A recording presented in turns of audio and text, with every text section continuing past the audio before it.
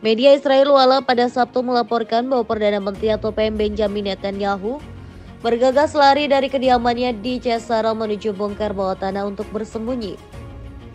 Itu terjadi setelah serangan roket Hizbullah Lebanon memicu sirene meraung-raung di seluruh Israel Utara. Evakuasi diri Netanyahu terjadi di tengah meningkatnya permusuhan yang signifikan antara Israel dan Hizbullah dalam sepekan terakhir. Sirene serangan udara meraung-raung di seluruh Israel Utara termasuk di Haifa, Azre, Naharia, dan lembah Bet Shean saat sejumlah roket ditembakkan dari Lebanon. Wala dalam laporannya menggambarkan situasi di atas Haifa sebagai kekacauan di langit dengan serangan roket yang mengganggu kehidupan sehari-hari di beberapa kota. Laporan media Israel itu sebelumnya mengungkap bahwa Netanyahu dan beberapa menterinya berlindung di bunker bawah tanah yang aman di Yerusalem selama serangan rudal Iran. Menteri Pertahanan Yoav Gallant juga dilaporkan telah mencari perlindungan di fasilitas militer berbenteng di Tel Aviv. Di sisi lain, Iran diduga mendapat bantuan dari beberapa negara, salah satunya Korea Utara. Prediksi itu disampaikan dosen hubungan internasional Binus University Tia Mariatul Kiptial. Ia mengatakan ada persamaan misil yang digunakan Iran menyerang Tel Aviv pada Selasa, 1 Oktober dengan misil kepunyaan Korea Utara. Tak hanya Korea Utara, namun misil-misil itu juga serupa dengan milik Rusia. Hal ini diperkuat dengan Israel yang menyerang gudang senjata Rusia di Suriah. Tia Mariatul menilai Israel sengaja menyerang gudang senjata Rusia di Suriah untuk menumpas produsen senjata Iran. Sementara itu, foto satelit menunjukkan pangkalan udara utama Israel hancur dibombardir rudal Iran pada Selasa, 1 Oktober 2024 malam. Pangkalan itu diketahui adalah Nevatim. Dilaporkan Associated Press mengutip foto satelit dari planet Labas PBC. Kerusakan tampak di beberapa hanggar pesawat. Lubang besar terlihat pada atap hanggar besar. Pecahan besar puing bekas serangan juga terlihat di sekitar bangunan hanggar. Selain itu, tampak pula jejak hitam pada area parkir pesawat yang sepertinya bekas api dari serangan. Namun di area parkir tersebut sudah tak terlihat pesawat. Nevatim merupakan rumah bagi jet tempur tercanggih Angkatan Udara Israel, termasuk F-35 Lightning II buatan Amerika Serikat atau AS. Media Iran sebelumnya melaporkan sedikitnya 20 jet tempur F-35 Israel hancur dalam serangan tersebut. Meski demikian, Angkatan Udara Israel langsung membantahnya. Disebutkan tak ada pesawat maupun infrastruktur lain yang hancur. Serangan Iran juga disebut tak mengganggu atau mempengaruhi operasi yang tengah berlangsung. Meski demikian, militer Israel belum merespon mengenai gambar satelit terbaru yang telah beredar luas. Nevatim juga menjadi target serangan rudal dan drone Iran pada April lalu. Saat itu Iran menghujungi Israel dengan 220 rudal dan drone sebagai pembalasan atas serangan terhadap kantor misi diplomatiknya di Damaskus, Suriah. Sementara dalam serangan pada Selasa lalu, Iran dilaporkan meluncurkan 180 rudal balistik hipersonik ke beberapa target, yakni 2 pangkalan udara dan markas besar Mossad. Namun, Departemen Pertahanan AS Pentagon serta pengawas menyebutkan ada 400 rudal yang ditembakkan Iran ke Israel. Tidak hanya fasilitas militer, permukiman pendudukan warga Israel yang paling terdampak dari serangan itu. Pihak berwenang Israel mengatakan bahwa sekitar 100 rumah di kota utara Hod Hasharon mengalami kehancuran akibat serangan rudal hari Selasa dari Iran. Beberapa bangunan rusak berat dan memerlukan waktu untuk diperbaiki, sementara puluhan bangunan lainnya hanya mengalami kerusakan ringan. Demikian lembaga penerbitan publik Israel Kan mengutip pernyataan pejabat kota pada hari Rabu. Radio Angkatan Darat Israel mengkonfirmasi bahwa roket Iran jatuh di daerah terbuka di Netanya yang terletak di Hod Hasharon, bagian dari wilayah Tel Aviv yang lebih luas.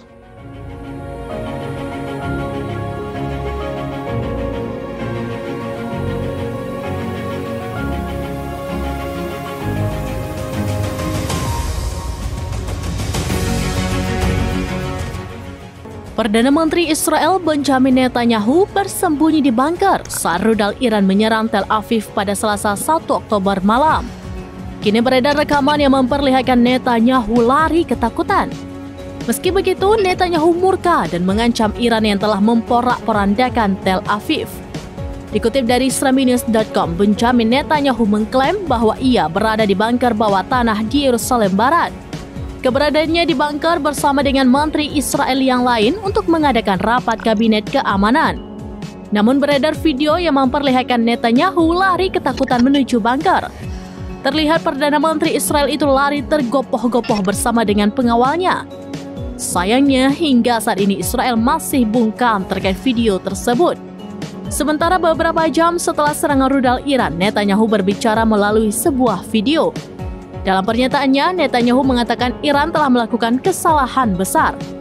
Oleh sebab itu, Netanyahu mengecam Iran harus membayar harga yang mahal atas serangan ke Tel Aviv. Menurut IDF, Iran meluncurkan sekitar 180 rudal balistik. Banyak di antaranya berhasil dicegat meskipun beberapa menghantam berbagai lokasi di Israel.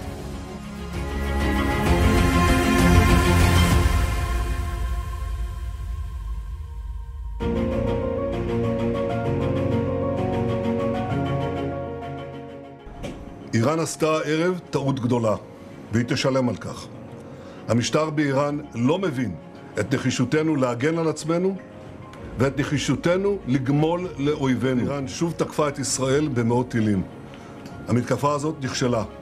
היא סוכלה בזכות מערך ההגנה האווירי של ישראל, שהוא המתקדם ביותר בעולם, ואני מברך את צה"ל על ההישג המרשים. היא גם סוכלה בזכות הערנות והאחריות שגיליתם אתם, אזרחי ישראל. ואני מודה גם לארצות הברית על תמיכתה במאמץ ההגנה שלנו. אלה שלא מבינים זאת, הם יבינו. נעמוד בכלל שקבענו. מי שתוקף אותנו, אנחנו תוקפים אותו. זה נכון בכל מקום כשאנחנו נלחמים בציר הרשע. זה נכון ליהודה ושומרון, זה נכון לעזה, ללבנון, לתימן, לסוריה, וזה נכון גם לאיראן. אנחנו נלחמים בציר הרשע בכל מקום.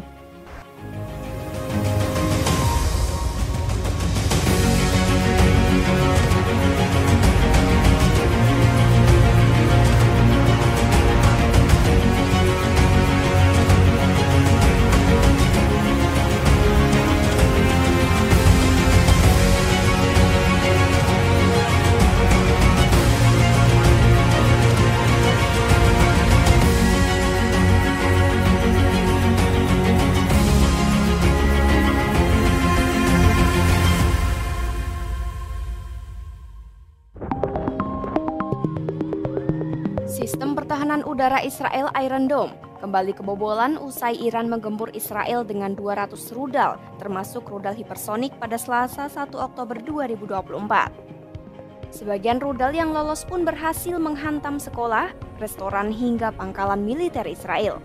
Sebelum dibobol rudal Iran, roket yang diluncurkan Hamas pada 7 Oktober 2023 lalu juga mampu menembus Iron Dome. Lantas, apa itu sistem pertahanan udara Iron Dome yang berhasil ditembus rudal Iran? Israel yang terus berkonflik dengan negara-negara Arab sejak 1948 diketahui memiliki sistem pertahanan udara yang kompleks. Israel mengandalkan beberapa sistem pertahanan udara seperti David Slings, Arrow 2 and 3, serta Iron Domes. Masing-masing sistem itu memiliki caranya sendiri tergantung jenis dan jarak rudal atau roket yang ditembakkan ke arah Israel. Khusus Iron Dome yang biasa dijuluki kubah besi, sistem ini diciptakan untuk mencegat roket jarak pendek. Iron Dome juga berguna mencegat peluru dan mortir pada jarak antara 4 hingga 70 km dari peluncur rudal. Iron Dome dapat aktif dan menangkal rudal yang memasuki wilayah udara Israel karena sistem ini dihidupkan dengan baterai.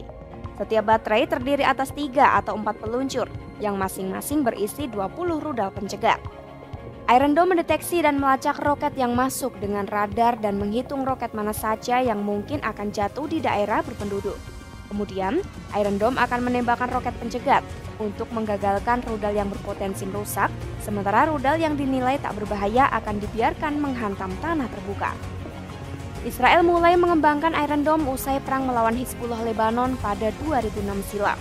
Saat itu, Hizbullah menembakkan hampir 4.000 roket ke Israel yang menyebabkan kerusakan besar dan menewaskan puluhan warganya. Perusahaan militer asal Israel, Rafael Advanced Defense System dan Israel Aerospace Industries yang didukung AS, kemudian bersama-sama merancang Iron Dome. Sistem pertahanan udara ini mulai dipakai pada 2011 untuk mencegat rudal yang ditembakkan dari Gaza. Israel mengeklaim telah mencegat puluhan ribu roket yang ditembakkan Hamas dan kelompok-kelompok lainnya dari Gaza. Sementara David Sling yang dioperasikan pada 2017 memiliki beberapa kesamaan dengan Iron Dome. Bedanya, ia dapat mencegat rudal hingga jarak 300 km. Sedangkan Arrow 2 dan 3 dirancang untuk menghancurkan rudal balistik jarak pendek dan menengah saat terbang melalui atmosfer bagian atas sekitar 50 km di atas bumi. Arrow 2 terbilang mumpuni karena mampu menembakkan rudal dengan kecepatan 9 kali kecepatan suara dan dapat menembak hingga 14 sasaran sekaligus. Kemudian Arrow 3 dirancang untuk mencegat rudal balistik jarak jauh dengan jangkauan sejauh 2.400 km. Berbeda dengan Iron Dome dan David Sling, Arrow 2 dan 3 dikembangkan oleh perusahaan Israel Aerospace Industries dengan bantuan perusahaan AS Boeing.